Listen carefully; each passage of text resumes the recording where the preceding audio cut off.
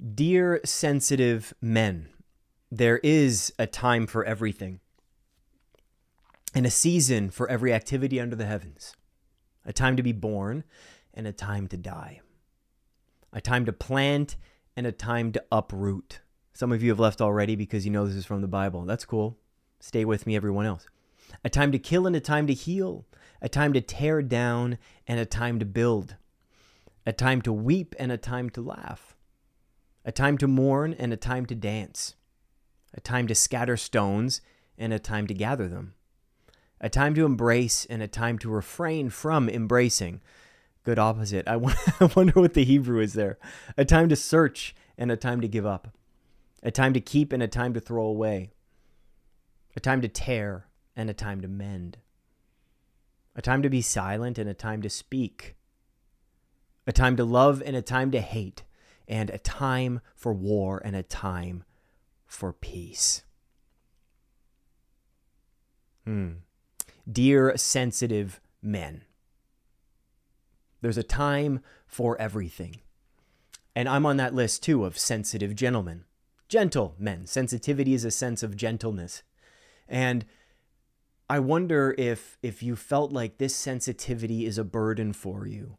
If it's something you've had to drag around, something you've always had to cope with, work through, something that gets in the way, this sensitivity that holds you back. For a lot of us, it holds us back. Because what are we taught? In society today, if you are sensitive to the elements, if you are sensitive to emotion, if you are sensitive to the external world, well, geez, you walk outside, you're getting hit with 1,000 arrows. It's a lot. Be quiet. Watch. It's a lot. We can call it overstimulated. You may have read the book Highly Sensitive People, so you consider yourself an HSP, and if you want to put yourself in that box, if it helps you out, go for it. I don't do those videos anymore, and that's not how I've decided to be of service to people these days. I believe you are a unique individual brought up with a certain set of circumstances. You did your absolute best to survive and thrive. And here you are now watching this video, trying to make sense of why you are the way that you are. And the positive qualities sometimes you don't see. We're conditioned to only see the negative, to focus on the problems and how to fix everything in ourselves. This is the masculine way, isn't it? You know, we got to cross the river. All right, let's just go through on our boots. Let's build a bridge. That thing's broken. Let me fix it. I'm going to Canadian Tire. I'm going to get the new ratchet set. I can't wait to fix the thing. It's awesome. We love fixing stuff. Psychologically, that's why therapy doesn't work for a lot of men, because in good therapy, in good coaching, you're not fixing stuff, man. You come to me and say, Scott, I'm too sensitive. Please cure me of my sensitivity. I can't get out in the world anymore. Stuff's too overwhelming. I hate myself for feeling so much. There's nothing to fix there. Can you see that? Can you see that there's nothing to fix within yourself? Only things to understand. Only a recovering of yourself from all the layers of shame because of your sensitivity, for judgment because of this sensitivity, for things that you've avoided due to this sensitivity, which added on to the shame, which added on to the thoughts, I'm not good enough, I can't fit in, I'm too much of this, I'm not enough that. And then we find ourselves in a position where we think, I'm not good enough for the world. The world was not meant for me. Sometimes I walk down Queen Street and, I think the same thing. This bar wasn't meant for me. I don't drink anymore, really. I don't want to pay $9 for a fucking Bud Light. Okay? All these clubs on King Street, those weren't meant for me. I never liked going. I just went because I thought I had to because I was young. I never liked the music. All these weed shops on Queen Street selling cannabis. I don't want to get high anymore. The commercial world and capitalism does not fit my interests anymore. I want to play guitar. I want to go down by the river. I want to see some good music and live concerts. And I just want to watch the Jays win the World Series. Sometimes you feel like you're not part of the world because the world demands a certain demographic to join it. And if you're sensitive, sometimes that's not you. Maybe a lot of the time that's not you. And then people search on Reddit for people like them. And then you're in a world of trouble because those are guys in their basement just jerking off all day. And you really don't want to be associated with that kind of person anyways, even if they seem to be like you. Stay off of Reddit, please, for your own mental health. So what do you do with this sensitivity, gentlemen? What do you do with it? And that's the ultimate question. And that's the perfect question to ask, which I'm sure you've asked yourself a bunch of times. What do I do with this, Scott? What am I supposed to do? Meaning that there's some kind of action you have to take. There's some kind of prescription, not in a medication sense, but we're all for it. We're not against anything for treatment here. But what do you do? What do you do?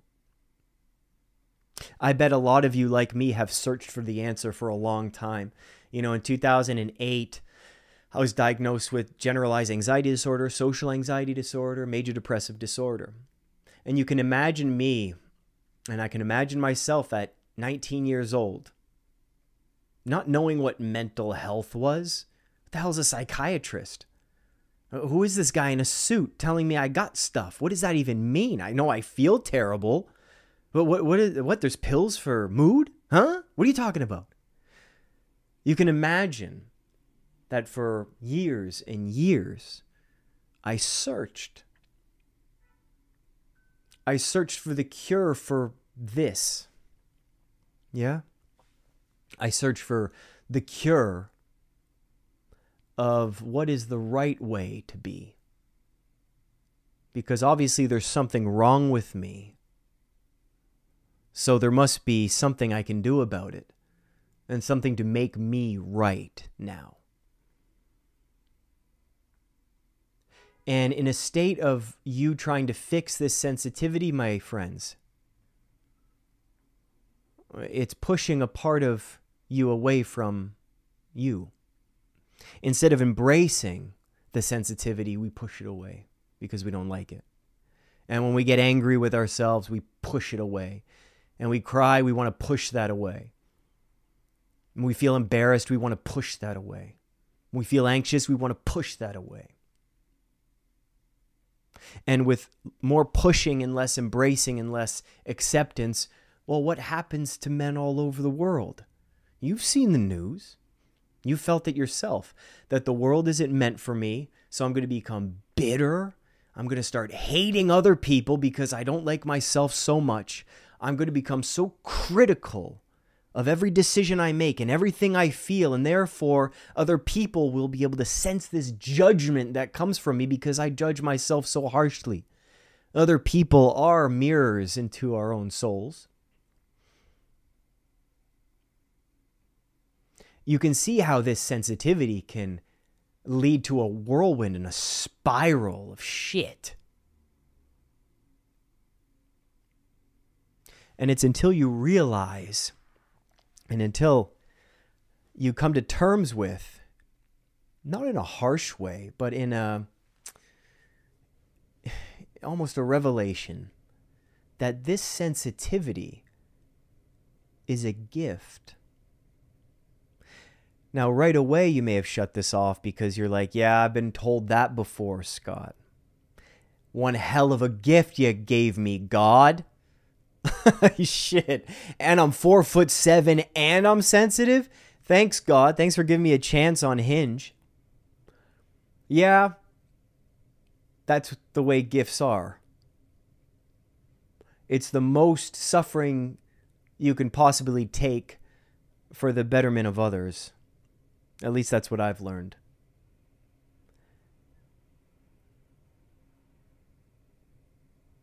You know, and we get into trouble when this sensitivity doesn't have an outlet. This sensitivity has turned into criticism rather than creativity. This criticism is completely cyclical. and it just stays within us and has no outlet. It's consuming. It's consuming instead of creating. And gentlemen, you were born to create stuff. That's why you love fixing stuff. That's why you've tried to fix yourself for so long, because in the process of that self-help book, you thought, I'm really getting somewhere. I'm fixing, baby. Yeah. Tim the Toolman Taylor. Let's fix it up. And you get that dopamine spike and that rush when you see that quote in that book called How to Not Be an Ass Piece of Shit. And you're like, wow, this is really working. Thanks, Deepak Chopra. Then you finish the book. And what changes? What has really transformed? It's been a chemical high. And the change you're looking for is a transformation. It has to be. There's no other way. And I bet if you're a sensitive man that you've been through hell. I guarantee you've dealt with anxiety and depression like I have. Sometimes there's no way around that, only through it. And I don't mean to make light of these things, you know. We're just having fun. We're having a chat together here. If any of my words have touched you in some way, actually, let me talk about that after. Okay, so we've talked about how this can be a bit of a burden and put you into a shit spiral, and then we go into fix mode and read all those books, yeah? And we watch all those YouTube videos. Yes. You think I'm talking to you? I'm talking to me. I watched all those YouTube videos. You watched one, I watched it twice. I know them all. You feel good in the moment. You got this sweet piece of advice. You try to integrate it. Doesn't really happen. It works for a week. You feel good. You go back for more. It's the same thing. It's making your dopamine circuits real slippery and ready for the next one. We've been programmed to engage and to consume, and we are in that feedback loop. The good news is you can keep doing that, and you can get those momentary highs. But I know you're most likely searching for something more, because with sensitivity, you are filled with this urge and this continual search for something. And you may feel something's off. You don't know what. And I've done everything right, but why do I still feel off? I followed the rule book, man. I did what my parents told me to do. I went to school, got a good education, then I got a job, and maybe I got married and have kids, and I'm still not in it. I'm not. Where was the revelation? Where was the light coming down from the cloud saying, you did it, you did everything you're supposed to. Here is happiness, fulfillment, and contentment for the rest of your life. Shing! I wish it happened that way. Unfortunately, it doesn't. Because the external can't always and rarely touches the insides. People say you watch the guys' channels, yeah? You go to the gym, you get a six-pack, and then you look at yourself in the mirror, and then there's this feedback loop of feeling better. I'm sure that happens sometimes. I'm sure it does. But if you're really critical about yourself, and you have been for a long time, a physical transformation might spark something new. But what'll happen when you look in the mirror? Oh, I'm not big enough. 3 times at the gym, no, you gotta go for more. No, and then you had a cheat day. Oh, you asshole. Why'd you eat that? Why'd you eat that pecan pie, baby? We were on a roll with this thing. We were 4 months in. We were doing creatine every day. And now you messed up. Now we're going back. Oh my gosh. Now we got to start over again. All right, this time I'm going to do it. This time I'm going to be ripped. This time it's going to work. There's no amount of worldly gain. There's nothing you can possess that can turn off that inner critic, because everything you gain, everything you get, no matter what money, no matter what woman, if you really don't like yourself, you've gotten compliments from people before. Shling, they hit off you like like you have a shield. We've had to protect ourselves from the external because of this sensitivity. So even the good stuff that comes to us, ping, ping, like in Superman Returns when that bullet slow-mo hits his eye and Just falls right off. So why would we expect us getting more money, more stuff, even a partner, even, a new job, that it would change everything within us? Well, because then you're not going to feel proud of yourself, and then you could have done better. You got the raise, but compared to that guy, I wasn't good enough. So what the hell am I doing? I'm not doing a good enough job. And that's where the pain is. That's where it is. It's not necessarily, if you're watching this, you got an internet connection, you probably have a job, you're probably doing okay. You are. So the more stuff you gain, oh, what is that? Well, I got like another guitar, and it made me happy for a bit, but just because I can play different shit, I was happy for a bit, and then it turned into a tool that I use. That's really it.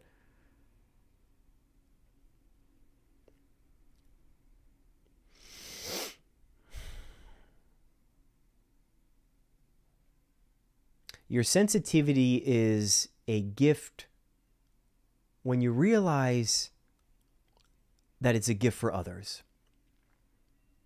And then you play the game of how to control this thing, how to hold this thing, how to reassure this thing, how to tend to this thing.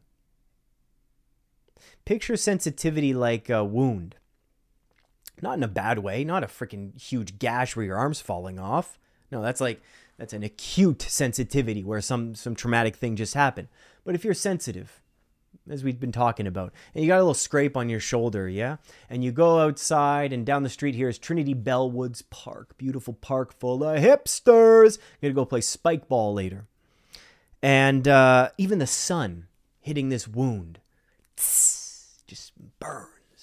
And even just a gust of wind comes and holy jeez. And then your buddy comes and pats you on the shoulder. What's up, man? Oh my God. Sensitive. Now, what do you do for this wound to heal? Let's say if the gash, it even needs stitches. Do you think you go to the hospital and the doctor's like, what the hell are you doing? And knocks you in the face and throws you down on the table. Get some stitches. Put some anesthetic on them. Shut up, kid. And then he stitches you up and slaps you on the face. You're good to go. Now suck it up. Now, although I would pay to see a doctor like that, to tend it for yourself, even if it's not stitches, or if you go to the hospital, a regular hospital, doctors will be gentle with the damn thing. Okay? If it needs stitches, all right, sit down here, son. Let's see what you got. All right, we're going to need a few stitches here. Let's clean up the wound a little bit. Have a seat. Put on the gown. put on the gown to make yourself feel real comfortable. And then, they clean it up. They stitch you up. All right, you're good to go. Maybe take these antibiotics. Here's another tetanus shot. Hold on. 1, 2, 3. It's just gonna feel like a pinch. Wow, did that doctor tend to your needs? Did they treat you with respect and dignity and send you on your way? To your sensitivity, to your wound even, how would you treat it? If you didn't go to the hospital, you'd go home. You'd be like, oh, damn. All right, let's get a little cotton swab on there. Well, maybe hydrogen peroxide. There we go. Okay, you know what? This baby just needs a Band-Aid. And maybe you're rich and you have liquid Band-Aids. Remember those? So you have the brush and you just brush it on like that.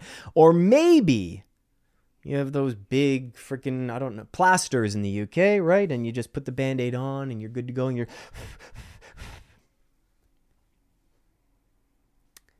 But a psychological wound and then the sensitivity you feel when you're anxious, when you feel low, when you feel embarrassed, left out, not included, when you're really struggling, when the existentialism comes at you like a punch to the damn balls. Marcus Mumford says, and death is just so full and man so small. Well, I'm scared of what's behind and what's before. That always spoke to me, that one. Death is just so full. It's like it's so close sometimes, And sensitivity, how do we treat ourselves then? How do you treat yourself? Exactly. Nothing like the doctor, and nothing like even a physical wound. No, you beat yourself up for feeling that way. And if you don't, what are you still doing here? You criticize because you believe that criticism is a strategy. You've taught yourself that criticism is a motivator sometimes. But in this case, really? Punch yourself in the arm and say, get along with it, suck it up, don't cry. Don't give it time. Don't be patient with it, it'll heal quick. Come on, man. And that's the secret to your sensitivity. What does it need? What do you need in times of sensitivity? And when you learn how to treat yourself in those moments, that's what transforms the rest of your life. Because in the lows of lows and the very sensitive times, when you know what you need and you know how to take care of yourself and you know how to treat yourself well, what a good feedback loop that is. How you get to treat yourself.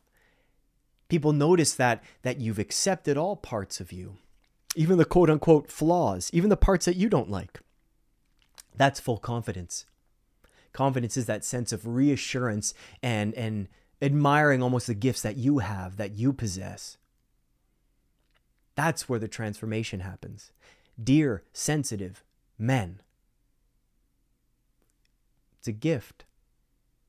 Learn how to use it. And the first step for that is be a good patient. Be a good patient to yourself. Be a good person to yourself. Be patient. Get it? Patient. Be calm. When that voice comes in, beating yourself up, chill. Chill. If you would like to know more about the specifics of dealing with that inner criticism, especially if you've identified with this video and experience this high degree of sensitivity as a man, there's a link in the description. And I'd love to chat with you about something I'm releasing soon. I doubt there'll be room, but you can go on a wait list for the next program that may happen in February, possibly late January. But let's see where you're at. And if this resonates with you, this is the work I'm specifically doing. From self-criticism to self-compassion, from self-doubt to self-confidence. And no, I know what you're thinking. Confidence, Scott? You mean the guys with the wife beaters at the gym who do fucking steroids and, you know, they entertain? That real confidence, right, Scott? You call that confidence? You call that confidence? Well, we got to have a talk. That is called insecurity. Oh man, I had fun here. 23 minutes. Geez, can we talk? And there's the sermon of the week. Nice to see you all. Take care, my friends. Gentlemen, I'll see you in the comments. Say hi. I'll probably do another video this week or next week, but it's been many, many months since I did. So it was a good ramble. Sensitivity is a gift. Use it.